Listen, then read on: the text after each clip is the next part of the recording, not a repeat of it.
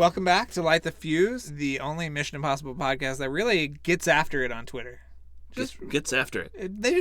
We just get after it. Yeah, we're really going out on a limb. Yeah. For all you out there on Twitter. Yeah. You should follow us if you don't follow us on Twitter, Light the Fuse Pod. Yeah. We do polls and any kind of other fun stuff you can think of. We do it. Giveaways, yeah. Mission Monday. Every Monday we ask a question of those people out there, and whoever gives us a really great answer, we give a free digital copy of one of the Mission Impossible movies. Yeah. Those prizes are running very low. I've got a box of stuff in the other room that we need to. Okay. Yeah. So we have more on the way. We have more Okay. stuff. Yeah. But I think we've got about probably another month or so's worth of digital copies. Okay. Maybe that's 2 good. months, and then we'll get that box out. Yeah. Thank you to Paramount. Yeah. Thank you. Shout out Paramount. Charles did a mediocre meme today, with Gandalf. So if you love Lord of the Rings, you love Mission Impossible, we got you covered. Yeah. Yeah. Check it out. Obviously, this is, Light the Fuse, the Mission Impossible podcast. This is Drew Taylor, once again, joined by Charles Hood. Hello. And today we're continuing our Mission Impossible 2 recap, rundown, making of. Behind the scenes.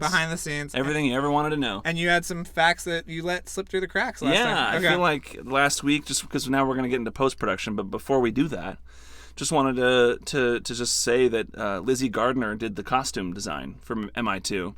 And she previously won an Oscar for Priscilla, Queen of the Desert. And also, we neglected to mention in the first movie's making of, Penny Rose. She did the costumes for the first Mission Impossible movie, and she also did basically all the Pirates of the Caribbean movies. Oh, wow. Did an amazing job with those, and I just feel like we neglected those department heads, and I feel bad about it. Should we talk about the SAG Awards? The injustice? Yes. Okay. So the SAG Awards were announced, and the stunt category.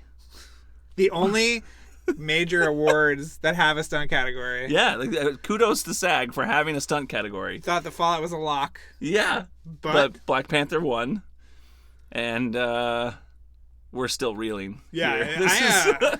I don't know how I'm just at a loss for words. It's like, maybe they thought that Fallout was like a documentary.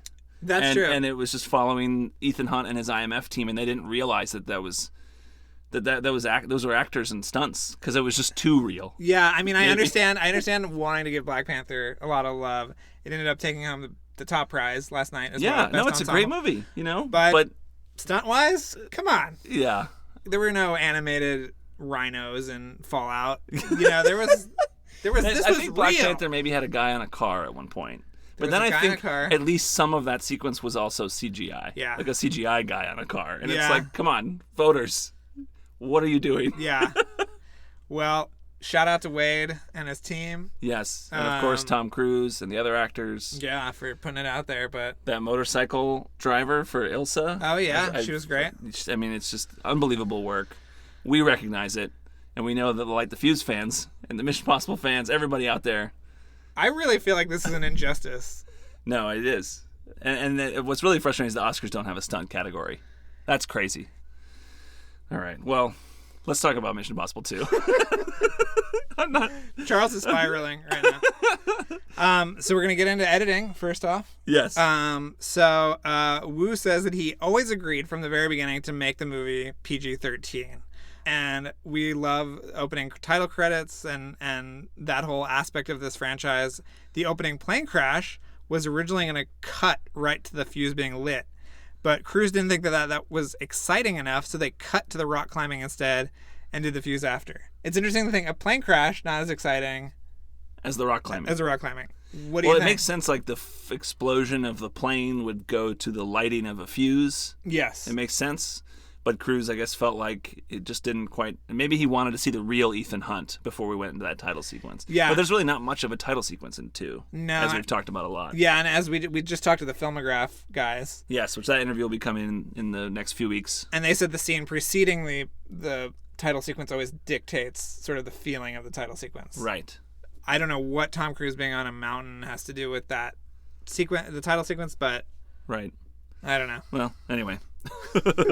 So there's a Wall Street Journal article from May 22nd, 2000, which is very interesting. So Stuart Baird, I'm not sure how to pronounce it, he edited the Omen And 1978, Superman, Lethal Weapon, Casino Royale, Skyfall. He's kind of a big-name editor who's been around. We've talked about him on the show before. He's not credited as MI2's editor, but he is, by some accounts, quote, the movie's real hero. So Paramount brought him in a couple months ago to fix MI2. This is in May of 2000.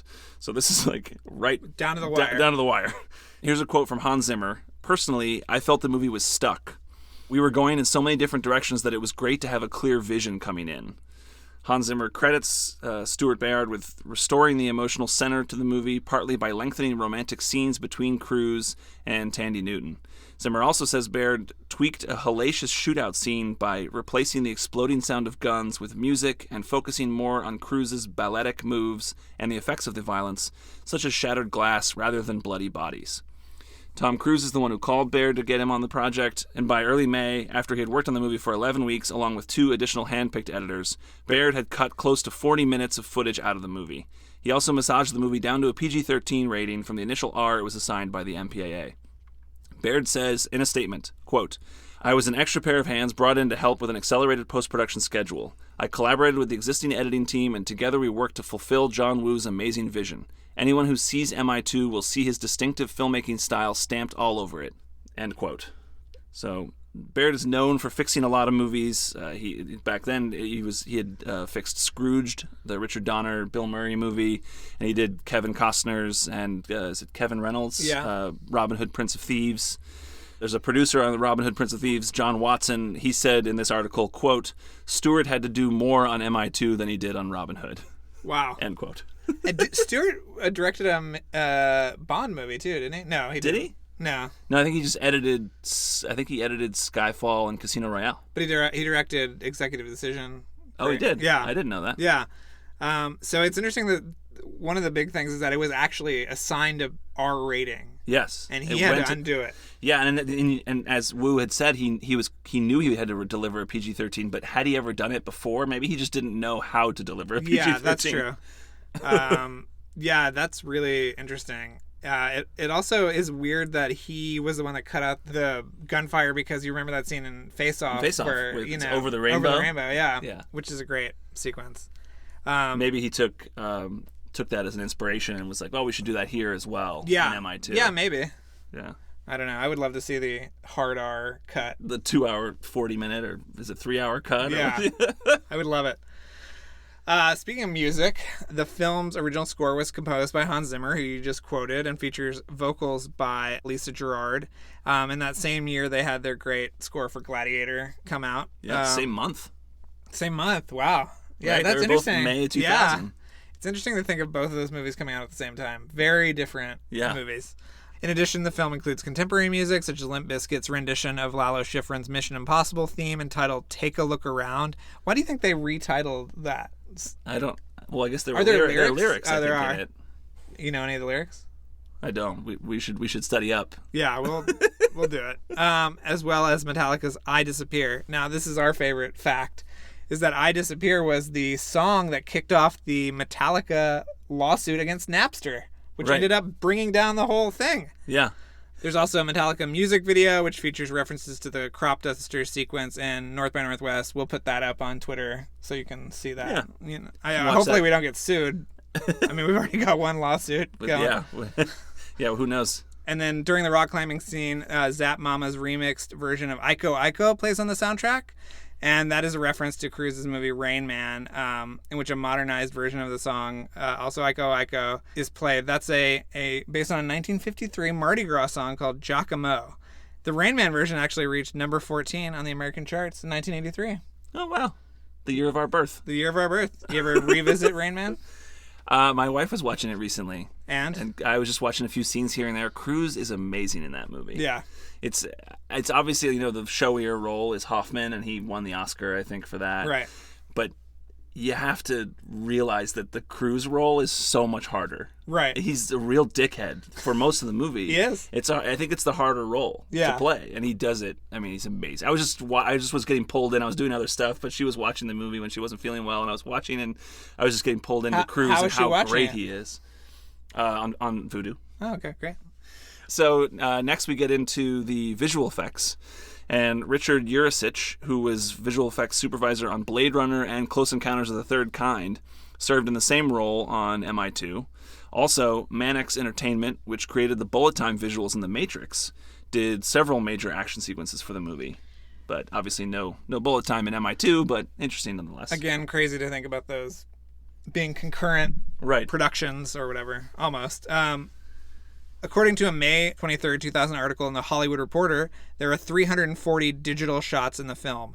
Much of the work centered on danger enhancement, like making cliffs look higher and explosions look closer. The VFX team worked on 3 continents over a 72-week period. The team worked up detailed animatics of the action sequences, like the rock climbing sequence, skydiving, and car chases, which were then used to communicate Wu's vision to facilities halfway around the world. And the process of having animatics is pretty common now. Nowadays, yeah. And bonus trivia, the famous shot of the dove flying through the fire was computer generated. Doves, of course, are a John Woo trademark, but they could not light any on fire. But they couldn't light the dove on fire. It looks a little fake. It looks a little, it looks it's kind like of CG. shimmering. Yeah. But he wanted it to look magical, I would assume. Yeah, I mean, it worked. And I love there's that little exchange with Cruise and the dove before that, I think. He's like hiding up in the rafters in that facility. And he like has a little moment with the dove where he just kind of looks at him and the dove's like, "What's up?" Is it a reference to the rat in the first one? Oh, that's interesting to think about. We need to do a whole episode on Ethan Hunt and his animals. Because there's the rat in 1, there's the dove in 2, his dog in the 3rd one, which we don't know what happened to. So, there's a lot to discuss here. Yeah. And then there's the camels in 4? Oh, yeah, camels. I mean, there's a runner of Hunt with the animals. Wow. We always love to talk about Tom Cruise's hair in the show, so thought this was definitely worth mentioning. John Woo wanted the opening scene originally to have Ethan in his short haircut from the first movie. So that first scene is Sean Ambrose pretending to be Ethan Hunt. So that would have been Ethan Hunt with the short haircut from the first movie, and then he would have taken off the mask and revealed Sean Ambrose. And then we wouldn't have seen Hunt with the long hair until we saw the rock climbing scene, which would have been really cool. I think that's so cool. It would have been such an awesome way to play with the first movie and also with the hair thing that we always talk about with Tom Cruise's hair. I'm very into that idea. I wonder what happened. Cool. I mean, I probably was just logistically, they would have had to shoot that probably last, because then Cruise would have had to get a haircut at the end of the shoot. Right. Maybe he also didn't want to get a haircut. I don't know. Who knows? Yeah. Maybe he didn't want. Well, there's also, remember, McCory talked about extensively with us about Tom Cruise's hair. Yes. And he says the shape that Tom Cruise is in, body-wise, like, that really determines his hair. Right. So maybe his body just was not right for a really short haircut at that time. So he couldn't do that scene because of that. Wow. So let's move on to promotion now. On March 8th, 2000, Paramount is going to release the full trailer to Mission Impossible 2 on 3 movie rumor websites 1 day before launching it on the official site. The trailer will be available to download on Coming Attractions, Dark Horizons, and Ain't It Cool News. The first X-Men movie, Final Fantasy, and the Psycho remake had all released teasers of some sort on the web, but this move by Paramount may mark the first time that a major Hollywood player has given the content over to the same sites that have been able to kill their movies with bad buzz. Just think of how different of a time that was. That's hilarious. Like, I mean, now everything obviously is through the internet, but at that time, those movie websites were thought of as the enemy. Yeah. Because they'd get early test screening buzz, and then they would seemingly, at least they were blamed for the lack of success for certain movies. I don't buy that at all. But yeah, this was the height of Harry Knowles and those characters. Newspaper full-page ads featured the tagline, "The Impossible Happens, Wednesday, May 24th. This is a change up. The first tagline for the first movie was "Expect the Impossible." So expect the impossible happens. Yeah, the taglines for these movies are pretty interchangeable. They're not actually that different. They're anonymous, yeah. They're pretty anonymous. I actually was thinking maybe we could play a little game. All right. What do you say if I tell you some taglines and you try to tell me which Mission Impossible movie they are for? Okay. I'm into that. Okay. Well, we know 2 of them. Let's see. Don't look at the screen, and then we'll see if you know. Okay. So, The Mission Begins. The Mission Begins? The Mission Begins. 3? Yes. Okay. You're right. Great. Okay. Desperate Times, Desperate Measures. Ooh, I don't know. Is that Rogue Nation? Yes. Oh, wow. Okay. Okay.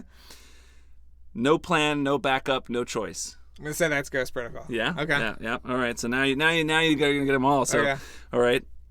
The impossible happens. Yeah, we know that. That's the Mission Impossible 2. Okay, I thought maybe I could slip one by you. And then obviously Expect the Impossible. So what was it's the first movie. Some missions are not a choice. That's Fallout's? Yes. Okay. Which is kind of the same as No Plan, No Backup, No Choice. So interchangeable. I love it. I'm impressed that you got those. Well, I am too. I mean, they were just flat out guesses. I don't know why is it the mission begins for the third movie. That's a great question. Do you remember when Star Trek was going to be called The Future Begins? That was the 2009? subtitle? Yeah, the 2009 one was The Future Begins. Well, good thing they didn't do that. Yeah. Speaking of things that you can really just dig into, there was a Kodak full-page ads because they were a promotional partner, and it said, your mission, should you choose to accept it, begins at www.kodak.com/mi2/digital. So the site is still operational. Well, it redirects to just Kodak.com. Oh, it does. It just says, it goes into the back into the Kodak.com, and it says, like, we can't find this. Oh. Well, I mean, by the looks of it, it was them experimenting with either digital printing or I don't know what. I mean, I guess. Do we know what the I think it's was? just. I guess just Kodak was just a partner. I don't know. Yeah. As I don't think there's anything in the movie. Well, there might be a camera or something somewhere along the way someone's using. That must be Kodak. Yeah, I wonder if Kodak was the disposable camera in the third one too. Yeah. Well. Then we've got the Los Angeles premiere on Hollywood Boulevard at the Chinese Theater. There were 1,000 fans in bleachers and another 1,000 behind guardrails. There was a huge after party with 1,500 guests at a lavishly transformed parking lot with 2 rock climbing walls, 20 buffets, a dozen flamenco dancers, building-size optical projections, and an elevated dance area covered with high-tech Kodak glass that simulates flames. Ooh. So, again, just like the first movie, we've got this crazy premiere party, and we have not found any pictures of it. So if anybody has any pictures, please send them to us. We want pictures for any of these premiere shows. They're crazy. Yeah. If we don't go to the next premiere, I mean, what have we been working towards? Yeah, that's exactly. This is the only reason why we're doing this podcast, because we want to be at the next premiere party. Yes, please. And then at the premiere, Paramount head Sherry Lansing praised John Woo for woo-izing the franchise. Robert Towne said the director, quote, creates action sequences that are like operatic arias. John Woo modestly said, the romance and action work pretty well, and it's different from the first. He also said they had filmed for 8 months. Wow. So it's over the 60 days or whatever they were supposed to shoot. Yeah. 88 days. It was and I think it ended up being it was that one report that we weren't sure if they were sensationalizing, but I think they had said 180 days was the final shooting. Woo, mama. Cruise told Us Weekly at the premiere also that John Woo would just show me the moves and I would just do them. I don't know how. The actor started doing his own stunts at age 4. He says, you know those G.I. Joes that you throw up in the air and they float down with the parachute?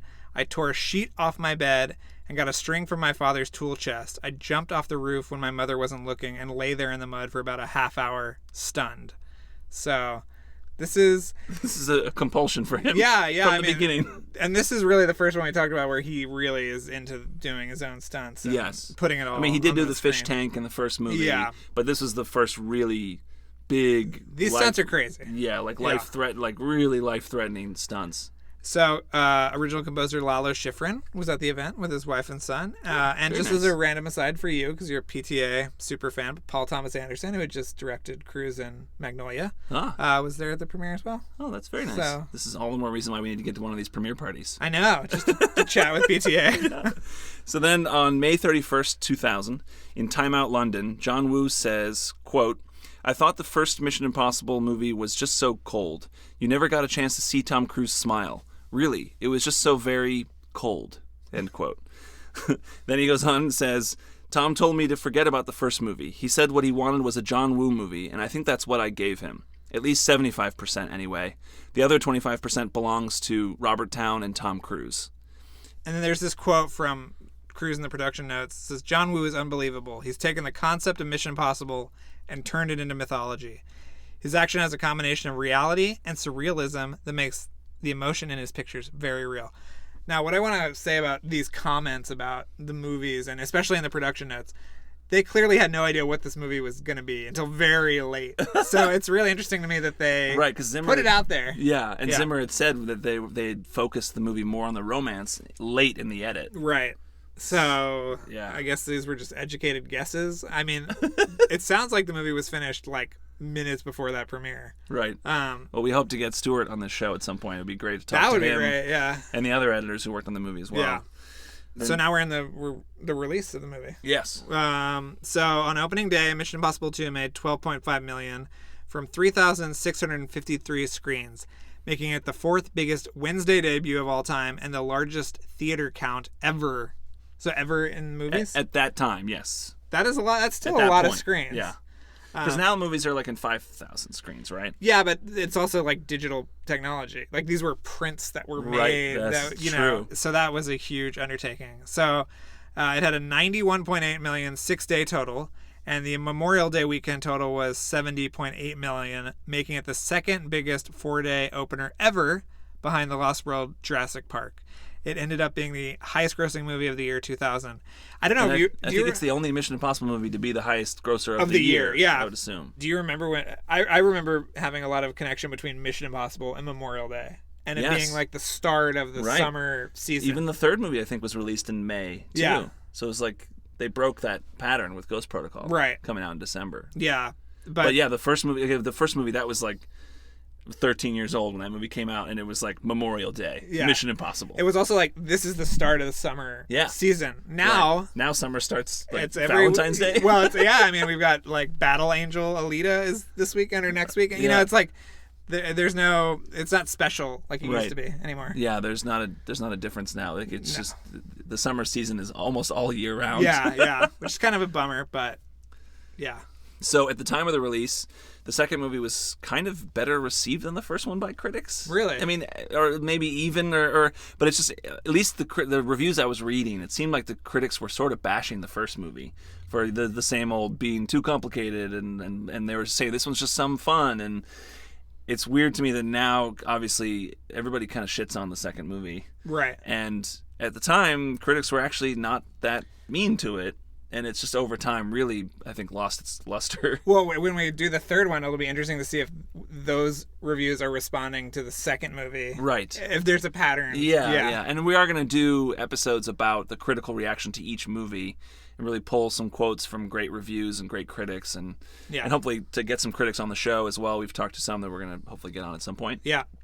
So this other thing that happened after the release is kind of crazy. The screenwriter, Robert Towne, was called out for stealing the plot to Notorious by critic Stephen Farber in a big article in the LA Times. And then Robert Towne responded to the criticism by writing his own article in the LA Times, which included this quote: "Just as passengers in a 747 don't want their pilot agonizing like Hamlet at the controls, MI2 audiences want confidence, not complexity, at the controls of their wild ride in the theater." It's kind of a weird dispute that happened, and it's the kind of thing that probably nowadays, I mean, it would just happen on Twitter. Right. But this was like, they actually went out of their way to write articles calling out. I mean, obviously, MI2, yes, it takes the plot of Hitchcock's Notorious. Yeah. But is it really, I mean, a carbon copy? Is it really worth, I mean, so many movies take from other movies. Is it really worth writing this whole thing? Yeah, I mean, and the first one was clearly Hitchcock influenced. And Brian De Palma is the, most shameless imitator of Hitchcock. Right. So it's interesting that they would come down on the second movie. Yeah. It's also interesting that that was kind of the model of Mission Impossible back then. This kind of Hitchcockian thing. And how it's changed. I mean, now I don't know. Well, yeah, I mean, I think McQuarrie doesn't talk about Hitchcock too much, but they've talked, I mean, obviously the opera sequence in Rogue Nation is very much The Man Who Knew Too Much. Right. I mean, it's the opera sequence from The Man Who Knew Too Much, almost straight up, the whole design of it, which I know that McQuarrie has said it wasn't that he was influenced by. He was actually influenced by the Scorsese short film. Do you remember that Scorsese short film that was online? No. He did an ad for, I think it was Chanel or a lipstick. It was he did some kind of perfume ad or something where he just sort of remade the opera sequence. I do remember that, yes. Yes, and McQuarrie said that embarrassingly, he's like, I didn't know about that scene, and there's The Man Who Knew Too Much. I watched it afterwards. I actually was influenced by Scorsese's short film. It was like for American Express or something. Yes, yeah. That's amazing. Yeah. On August 24th, 2000, a Variety reports that Cruise is pushing Paramount to create their most elaborate special DVD edition ever. The studio has been amongst the slowest to fully embrace the DVD platform, which was very true. They had like horrible like non-anamorphic transfers, Right. and It's cool that Cruise was like, let's do this. It's he's still going always, to this he's day. always on the forefront, Right, like And- he's doing the motion smoothing PSA. He's trying to get it right. He's apparently McQuarrie. Did McQuarrie tell us, or did he tell somebody else that Cruise has like the most amazing like vinyl He did setup? did say that in our interview with him. Yeah, that he's got like he said like an airplane hangar's worth of vinyl. Like, Wow. I think he said something like that. Yeah. He said, whatever you think Tom Cruise's sound system is, it looks like that. Yeah. Okay, and then on November 30th, 2000, in the Hollywood Reporter, there's a fun 2-page ad with Impossible at the top, and then it's the poster for the first movie on one page, and then a plus sign in the middle, and then the poster for the second movie on the right page, and then at the bottom it just says $1 billion worldwide.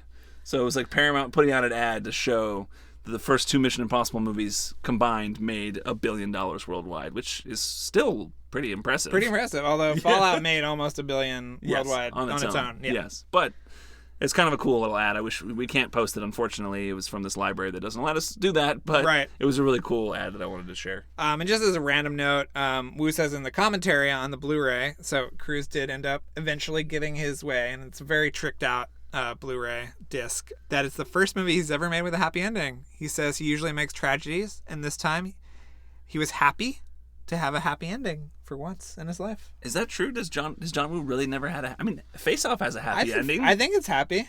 The kids with the other family is not in a life of crime anymore. In which movie? It's not Face Off. It's a kid. Face Off? The Yes, kid goes with... the whole family's reunited. Yeah. So, but maybe for The the most faces are... for the most part, John Woo makes tragedies, and so he was happy to have a happy ending. Yeah. But how happy is it? I mean, what happened to Naya? Yeah. Where is she now? Yeah.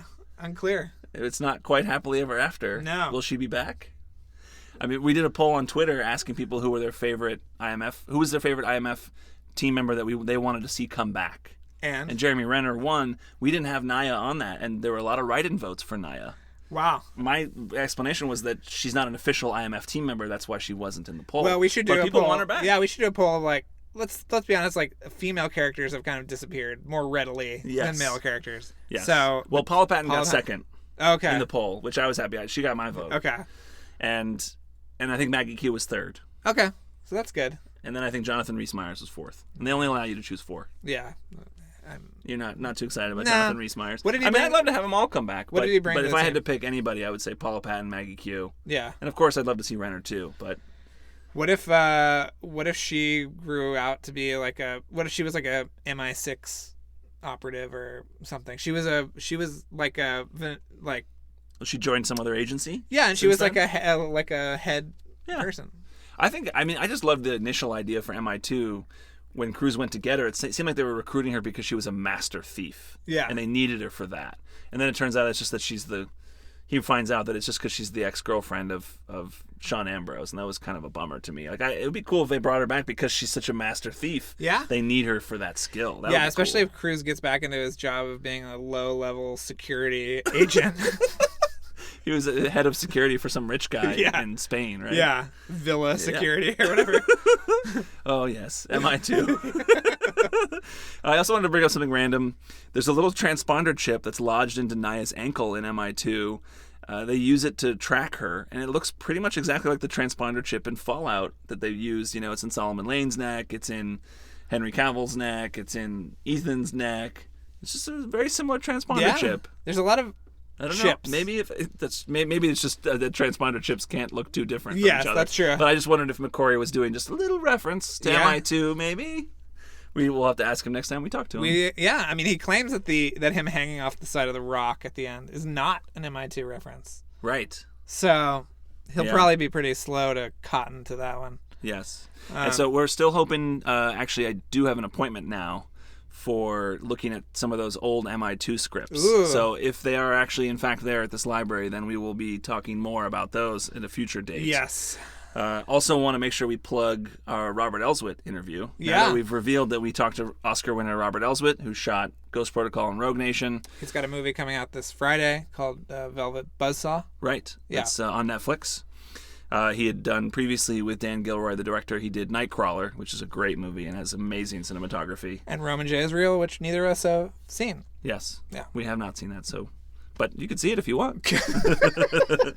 I mean, we should see it too. Yeah, we will.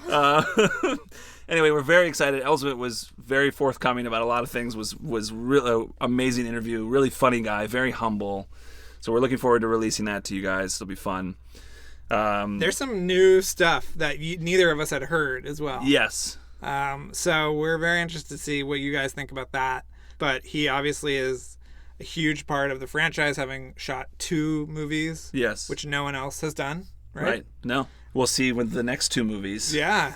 Obviously, whoever does that will have done at least 2 movies. Yeah. But is he going to bring back Rob Hardy? Will he bring back Robert Elswick? Will he bring in someone new? We'll see what McCrory does. It's going to be interesting. Yeah. I also wanted to, before I forget, I almost forgot to say our sources. Oh, yes. We obviously, a lot of these we cited were Hollywood Reporter and Variety, just articles that we came across. But also there's a Yahoo article from 2015 that's the 50 Impossibly Awesome Facts. There's also, of course, John Woo's commentary track on the Blu-ray, which is great. I think it's also on the iTunes digital version. There's Paramount's production notes. There's all the Blu-ray special features, which I think are also all on iTunes. And then there are various articles that we found at the Margaret Herrick Library. So just there you go. Wanted to credit all those. And anything else we got to say? I think we want people to write reviews of our podcast. That would be great. Yeah, if you could write reviews, rate, subscribe. It helps us awesome. out. Follow us on social media at LightTheFuse-Pod on Instagram, Twitter, and Facebook. Email us questions. We want to do a mailbag episode sometime. Cool. It's very exhausting talking to all these people. So we need a nice quiet week. We need to take a break. Yeah. So I have one last little factoid. Oh yeah. Maybe to leave people with. Oh sure. John Polson, who plays Billy Baird. Originally Steve Zahn was cast. Yeah. And then it was the Australian helicopter pilot guy. John Polson is a director. He directed Swim Fan. Wow. And he also directed an episode of The Walking Dead, Fear the Walking Dead, 19 episodes of Elementary. 19 episodes? Yeah, I mean, he's a very successful television director in his own right. And just wanted to say that. John Polson, Billy Baird. And he directed an episode of Fringe, which was created by J.J. Abrams, director of Mission Impossible 3. Interesting. So if you run into him at a DGA mixer or something, will you try to... I'll start talking to him. Yeah, we got to get him on the show. Yeah, I know. We want to get into actors, get some actors on the show. We're getting there. People are requesting that. We're working towards that, and it'll happen. Just be patient. We'll get there. We have a couple of really big stars. Stars in our world. Huge name people that... Filmmakers. We don't want to say, but we'll make sure it happens. They're scheduled. Hopefully they will not fall through. Yes. We are very excited for both. They're filmmakers we love. Yes, and you probably love as well. You probably love them as well. Their connections to the franchise are fascinating and multifaceted, and we can't wait to just dig in. Yeah. But we will not talk about it until we've done the interviews, I think. Okay. Well, thank you so much for accepting this mission. On behalf of Charles Hood and myself, that's another episode of Light the Fuse. Thanks again for listening, everyone. And before we go, another mission, should you choose to accept it. Please rate, review, and subscribe to the podcast on iTunes. And remember that you can follow us on Twitter and Instagram at LightTheFusePod and email us questions or comments at lightthefusepodcasts@gmail.com. If you'd like to watch the original Mission Impossible television show, all 7 seasons are currently available to stream on Amazon Prime. This message will self-destruct in 5 seconds.